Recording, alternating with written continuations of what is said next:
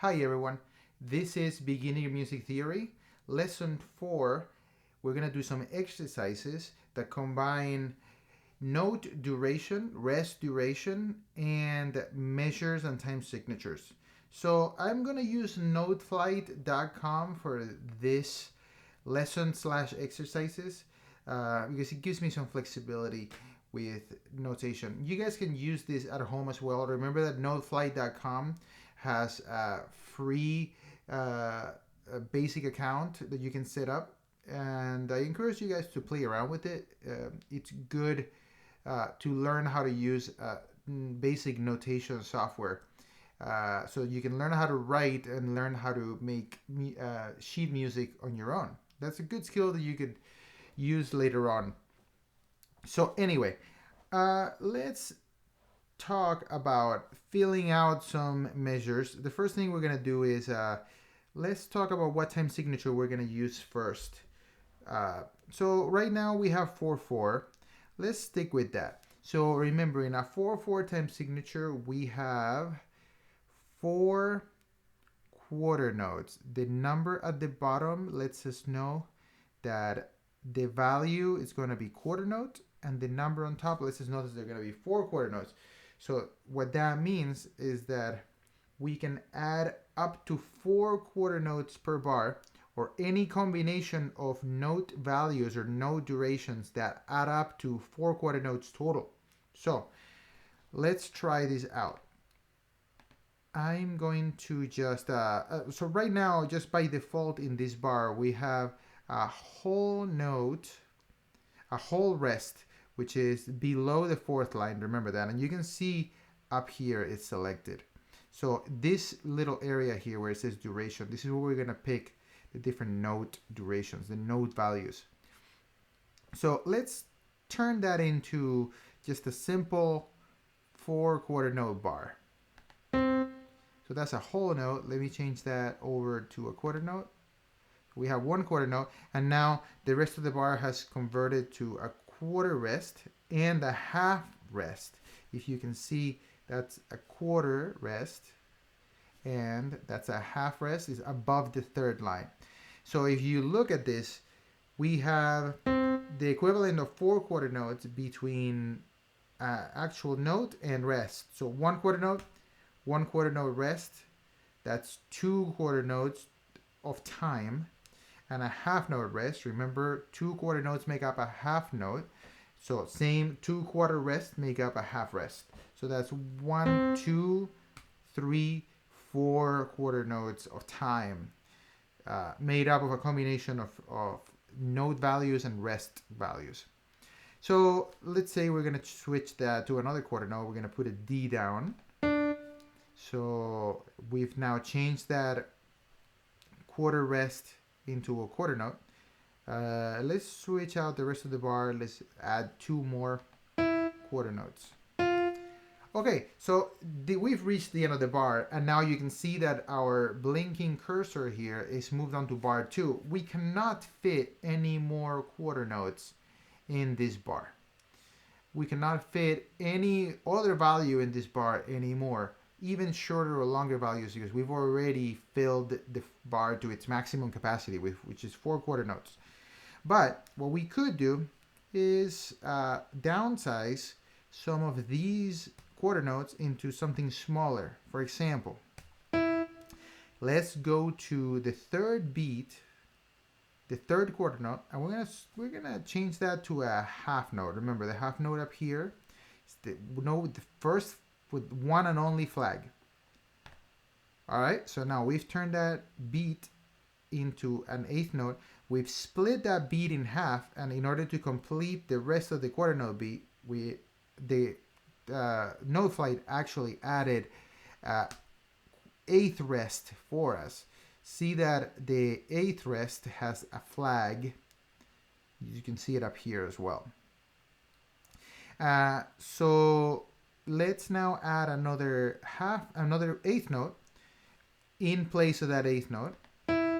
And now we have nothing but note values, no rest in this bar. So you see, now we have quarter note, 2 8th notes, and a final quarter note. This still adds up to 4 quarter notes total, but this third quarter note has now been split into 2 eighth notes. And as you can see, I mentioned this in the lesson, when we have consecutive eighth notes, the flags get connected like that. Usually, you'll see this a lot.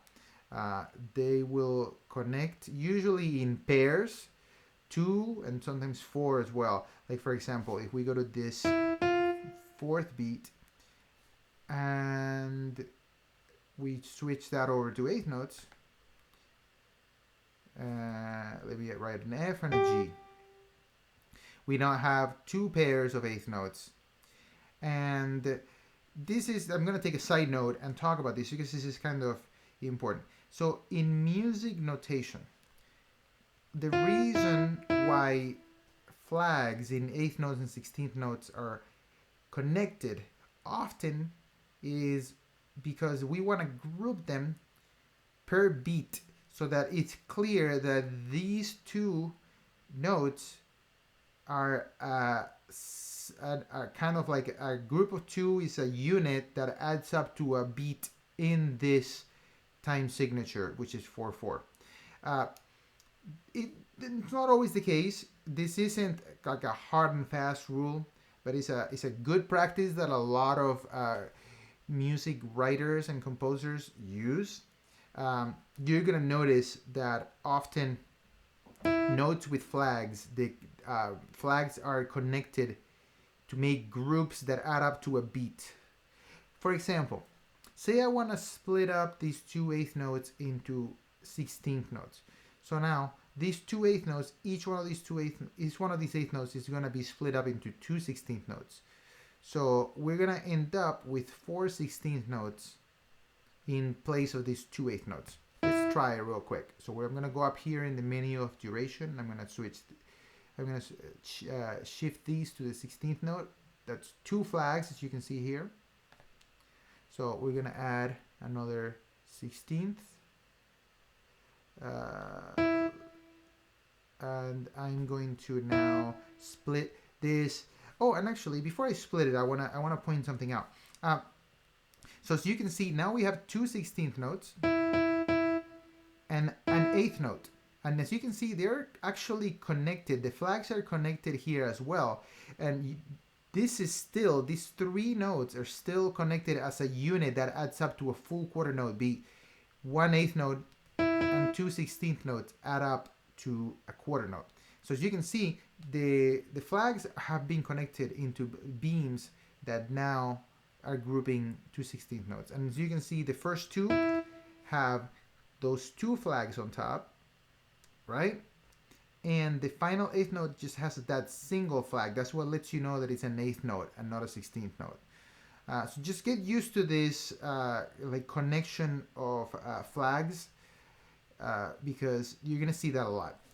So now let's downsize this eighth note into 2 16th notes. So we have 3 16th notes and the 16th note rest. Another quick note, at rest, the flags never connect with the note values. So at note, 16th note, those flags are not going to connect with the flags of a 16th rest. Just keep that in mind, okay? It's not very common for that to occur, for that to happen, so just be mindful of that. Now, we have 4 16th notes that make up that third beat of this 4/4 bar. You see? So we now have the first beat, C quarter note, second beat, D quarter note, and then a group of 4 16th notes that add up to a single beat. You see that they're grouped together. And that's E, E, E, G, and then 2 eighth notes in the final beat of the bar, F and G, right? So let's take a listen. Where is the play button? There we go.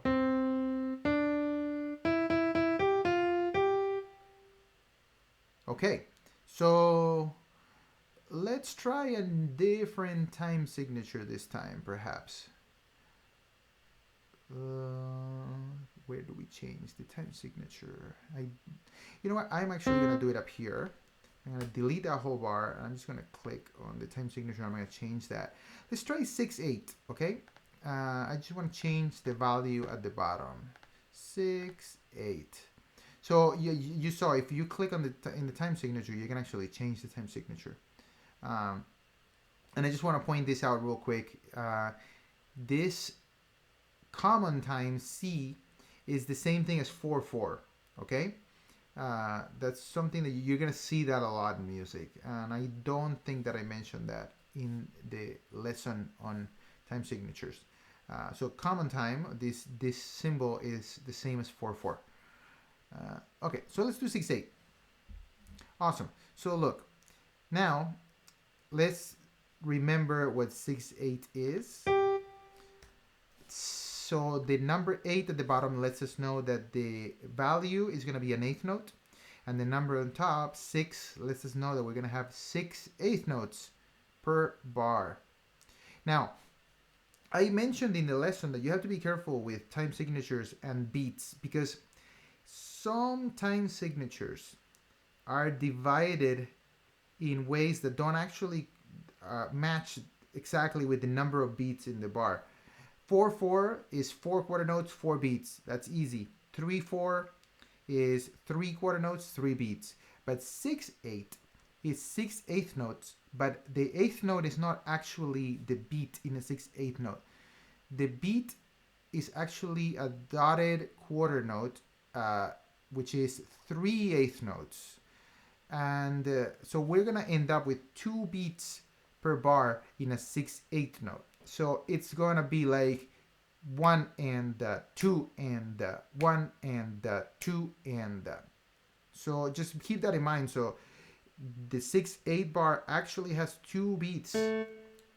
So let's write a bunch of eighth notes. And I want to show you that the eighth notes are going to be connected together exactly to reflect those beats of 3 eighth notes each. You see, we now have 3 eighth notes that are connected as a group of 3. If I keep writing eighth notes, you're going to see that the next group of 3 is not going to be connected. What I mean by that is not going to be connected to the previous group. It's going to make its own group of 3. So this is a good practice that shows us once again the idea that we use flags and we connect flags to make groupings that correspond to the beat of the given time signature that you're on. And that's why, in this case, we do have our required 6 eighth notes. 1, 2, 3, 4, 5, 6. But they're not individual flags or groups of 2 anymore like they were in 4/4. These are groups of 3 because there are 2 beats in this bar, and each bar is a dotted quarter note. I know we haven't talked about dots yet. We are going to be covering that in detail in a lesson coming up very soon. But just know that adding a dot to a note takes the value of that note and adds half of it. So if I have a quarter note here and I put a dot next to it, the quarter note is going to have an extra eighth note added onto it. So it would be quarter note plus an eighth note. So a total of 3 eighth notes. Okay. If this sounds confusing, don't worry about it for now. I just want to kind of get this idea so you start thinking about it, but I'm going to talk about this in great detail in another lesson. Okay, awesome. So we have our 6 eighth notes, 2 groups of 3 corresponding to the 2 beats on a 6/8 bar. So what if we, instead of breaking this up into shorter values, why don't we kind of like consolidate this group into something bigger? So for example, I could take these 2 first eighth notes in this group and turn them into a quarter note. And now I have a quarter note, which is equivalent in time to 2 eighth notes, and then 1 final eighth note in that group. Now, notes without flags cannot connect. So this is why this quarter note is just a lone quarter note there. It's not connected to the eighth note. There's no way to connect a note that has only a stem without a flag. So let's see. What if I wanted to actually consolidate those two into a bigger value? So we're gonna add up that quarter note to this eighth note, and this is where you're gonna see that dotted quarter note. So I'm gonna select my quarter note, and I'm gonna go over here and click on this, which is our dot, single dot. And you see, so now we've combined the quarter plus an eighth note, and we've made a dotted quarter, which is a quarter note plus an eighth note, or the same as 3 eighth notes. So you see how that works. Now, finally, we could take this group of 3 and maybe let's stick a rest somewhere. So let's say that I want the second eighth note to be an eighth note rest. So I'm gonna delete it. So I hit the delete key just now to delete the note, and that just created a rest for us. So now we have eighth note rest, and another eighth note. This is our group of 3 that makes up one beat. We have our eighth rest in the middle, so these beams or these flags are not connected in this case. It's common for this to be the case. Sometimes some people, some composers actually connect the flags above the rest to still give the idea that they're a beat unit. This is something that some people do, but just it's not very common, so you're not going to see that a lot. You're usually going to see them disconnected if there's a rest in between, okay? But once in a while you might see that. It's pretty rare, but it does happen. And then let's say that I want to break this up into eighth notes again. But this time I want to substitute these 2 final eighth note rests into a quarter rest. Let's just do that. There you go. So now we've completed our bar, and we have 1 eighth note rest, 3rd eighth note, 4th eighth note, and then a quarter rest, which is 2 more eighth notes, for a total of 6 eighth notes, you can see. All right, so I just want to give you guys kind of overview of how these all these ideas of note and rest duration and time signatures and measures go into the picture, and how they work together, so that you guys can start getting a feel of how to combine these ideas together. Because the whole idea of writing music is combining different note durations and pitches, and a combination of note values and rest values to create something that's more interesting.